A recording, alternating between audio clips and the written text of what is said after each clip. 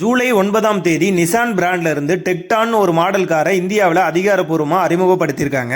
இந்த car Renault டஸ்டரோட same பிளாட்ஃபார்மை பயன்படுத்தி சில பல எக்ஸ்டீரியர் அண்ட் இன்டீரியர் சேஞ்சஸோட நிசான் நிறுவனம் கொண்டு வந்திருக்காங்க. ஸோ எப்படி மாருதி சுசுகி பிராண்டோட பல மாடல் கார்களை டொயோட்டோ பிராண்ட் மைனர் சேஞ்சஸ் பண்ணி சேல் பண்ணுறாங்களோ அதே மாதிரி தான் இந்த காரோட ஆரம்ப விலை 10.49 லட்சம் எக்ஸ்ஷோரூம் பிரைஸாக நிர்ணயிச்சிருக்காங்க. 1 லிட்டர் டர்போ பெட்ரோல் மற்றும் 1.3 லிட்டர் டர்போ பெட்ரோல் என 2 இன்ஜின் ஆப்ஷனோட வருது. லெவல் 2 ஏடாஸ், 360 கேமரா, 6 ஏர்பேக் உள்ளிட்ட பாதுகாப்பு அம்சங்களுமே இதில் இடம்பெற்றிருக்கு. இப்போது இந்த காருக்கான புக்கிங் ஸ்டார்ட் ஆயிருக்கு. ஜூலை 20th இருந்து டெலிவரி ஸ்டார்ட் ஆகிடும். இந்தியன் ஆட்டோமொபைல் மார்க்கெட்டில் நிசான் நிறுவனம் கடந்த பல ஆண்டுகளாக பெரிய அளவிலான விற்பனையை வெற்றி பெறலை.